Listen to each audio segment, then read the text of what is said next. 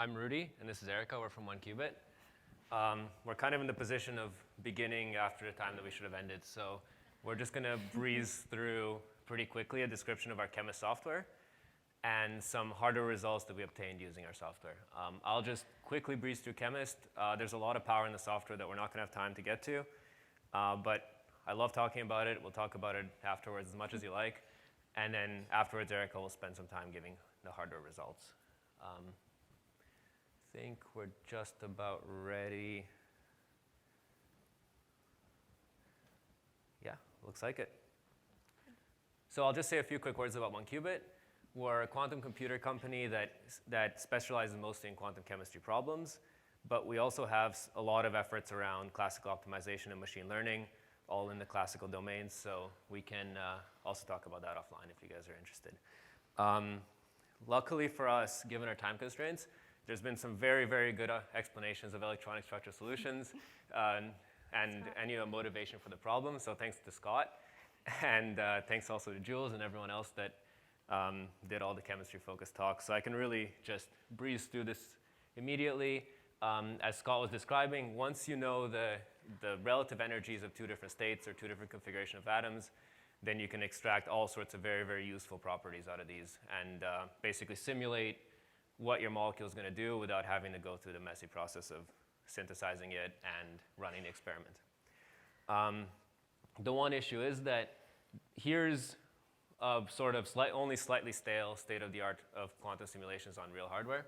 So you can see all of these are very, very small molecules. So H2, lithium hydride, H2O. The graph on the far right was actually run on Rigetti hardware, and it's a very, very good result. So this shows that to bring the useful chemistry into near-term devices, some novel methods are needed. So our product is the Qemist software. It does two things. It, on the one hand, tries to work around the limitations of the hardware to get more useful results out of the hardware. And on the other hand, we also reduce problems and decompose problems so that we can run them with fewer hardware requirements. The way our software is laid out is like a pipeline. So the user specifies at the top layer some problem decomposition or problem reduction that actually makes their problem tractable on real quantum hardware or even on a classical method. And then we give a common interface over VQE and classical algorithms like CCSD and full CI.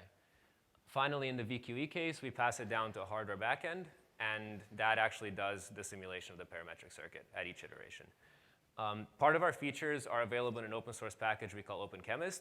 This has fewer problem decompositions than Qemist, and it's also sort of less optimized, just like a pure Python code base. But you guys can take a look at the repo, look at our development process, fork it, send us improvements, send us suggestions for improvements, and give us PRs. And today we're also announcing that we've integrated the Rigetti backend into Qemist and OpenQemist. So I'll just show a quick example of what that looks like. We simply have to create a molecule, which uses the PySCF interface, which we didn't want to reinvent the wheel and re-implement Hartree-Fock and all these things. And then you create a VQE object. You tell it to use the Rigetti parametric solver. And here we encode in an enum all the supported ansatz. So in this case, we want to use UCCSD. And then with one command, we can simulate this molecule with these parameters. And likewise, we have a common interface over classical solvers, so we can simulate the full CI. And then we can print the energies of these two simulations. So you guys can see these examples and a few more at openchemist.1qubit.com/docs, or on our GitHub repo. We have lots of examples, lots more in-depth coverage of these things. And now I'll pass it over to Erika for the hardware results. Great. So thank you, Rudi, for introducing Qemist. I'm glad that we're all now excited about quantum chemistry and how it's going to be the next or first application of quantum computers. So what I'd like to do is give you guys an example or an application of Qemist where we take a problem, we decompose it, and in the end we run it on Rigetti hardware. I meant to change slides. Let's go ahead and do it. So the problem that we're going to look at today is a symmetric hydrogen ring. So if we're going to take this problem and say map the occupation of each spin orbital to qubits, this would be a 20 qubit problem because there's 2 per atom. which, as many of us here know, this is a very demanding task for quantum hardware, but it's also a very demanding task for simulators as well. So what we're going to do is take this problem and use a problem decomposition method called density matrix embedding theory to chop this into multiple subproblems that we can then, say, run in parallel, like kind of Nathan was talking about earlier, run these problems in parallel, and then in the end, stitch these together for a full solution. So the solver that we'll pick is VQE, which hopefully by now we all understand what it is.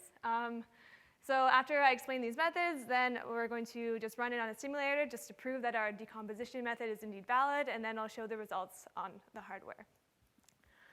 So just to peek under the hood a bit, I would like to talk about what this density matrix embedding theory, or DMET, is. We know what we want to do. We want to express our problem in terms of as like multiple subproblems. So let's start off and assume that we know our state. We can represent the state as a fragment embedded in a bath. And the method through which we do so, it's called a Schmidt decomposition, which is an equivalent representation of your wave function in terms of two entangled bases. So this actually allows us to reduce our problem size because, for example, the number of orbitals in your fragment can only be entangled with as many orbitals in the bath. So if we started out with an NA plus NB system, we have reduced it, if NA is smaller than NB, to a 2NA problem. So here we are. We have an equivalent representation of our wave function as a smaller problem size. But of course, we don't actually know our state. Otherwise, none of us would actually be here. So what we're going to do is calculate our wave function using our bath and fragment subproblems. So to start off, what we do is we calculate a low-level, say, a mean field solution of our entire system. And then from there, we take, say, our molecule, and we chop it up in a way that makes sense for our fragments, kind of as big as fragments that we can usually get. That's what we do. And then for each fragment, you define your bath orbitals and your fragment orbitals. And then for each fragment, you do a high-level calculation of your fragment, or your embedded problem that you've now defined. And this is something that, again, can be done in parallel. You can do it on a quantum computer, or you can do it, say, on like a classical methods like full CI. So this is kind of where you have this choice of flexibility between how you want to solve your smaller embedded problems. And then we use these high-level calculations to then self-consistently improve our wave function of the entire system. So this is the method. So let's, with this in mind, let's go back to our friend, the hydrogen ring. And because this problem is very symmetric, we're going to kind of go to the extreme case and localize a single atom and just assume that each subproblem that we define is the same and just stitch 10 of these together, essentially. I've shown in the bottom here what it looks like after we've localized a single atom. On the left, we have our fragment orbitals, and on the right, we have our bath orbitals. And I'm going to show these to emphasize that we really are solving an embedded problem. Like, even though we have localized a single atom, the correlations from the rest of the molecule are carried with it through the bath. And so this new problem is a 4-qubit problem. So that's 2 spin orbitals for the fragment and then corresponding orbitals for the bath. Great, so we've gone from a 20-qubit problem to 10 4-qubit problems. So in order to just show that this decomposition actually reproduces the expected behavior, we did this chemical bond forming breaking simulations where we changed the distance between the hydrogen atoms, and we want to reproduce this black curve, which is the exact solution with full CI. And the red crosses here are our DMET VQE simulations. And it's also compared with some less accurate methods there. So with these simulations, we've proven that our decomposition and stitching together method works. So now we know that, we are going to run it on some hardware. So said before how we could map the spin orbitals to qubits, but there's also other transformations you can go to from molecules to qubits. So the first one, the Joy-Wigner, is this occupation one, spin orbitals, but you can also do the Bravais-Keteb transform, which is kind of a mix between parity and occupation.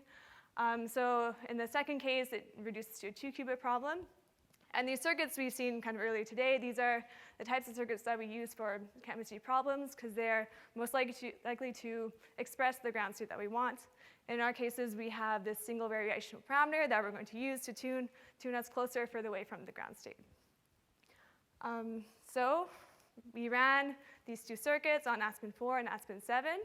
And in the first row here, we have our classical reference. This is the energy that we expect. And then the rest of the numbers are just the difference from that reference state for the 2-qubit and 4-qubit problems. We see here actually the 4-qubit result is the closest to our ground state energy. However, that's not the full story, because if we actually explore the full parameter of the space of the circuit, 0 to 2 pi, and plot it against the total energy, the black curves here are the simulated results, and the colored curves are the energy values that we got through this parameter space of the circuit. We see that even though the 4-qubit result had the closest energy, it does deviate the most from the simulated values, which is interesting, but also maybe as expected, because the 4-qubit circuit had more gates and more qubits, whereas the 2-qubit is a shallower circuit with less gates and all that. Not shallower, but less gates. And yeah, so something like this is actually very interesting for me. It gets me excited because it kind of gives us some insight on what's actually happening on the hardware for our problems and helps us to figure out on the software end what we need to do in order to work around it, essentially. So these insights are particularly interesting. That said, just like to say that, yeah, so what we've done here with Qemist is taken a large problem that would be very difficult to simulate and to run on a quantum computer. We broke it down into something that's more tangible, and we can do this with bigger molecules. Yeah, and we were able to, say, probe the circuit, test different mappings. And the best part about all of this is that it is available through Open Qemist, and is now integrated with Rigetti's platform. So have fun if you want, I guess. Yeah, we're always happy to take questions, and you can also visit our website at qemist.com if you want to check out what's there too. So thank you.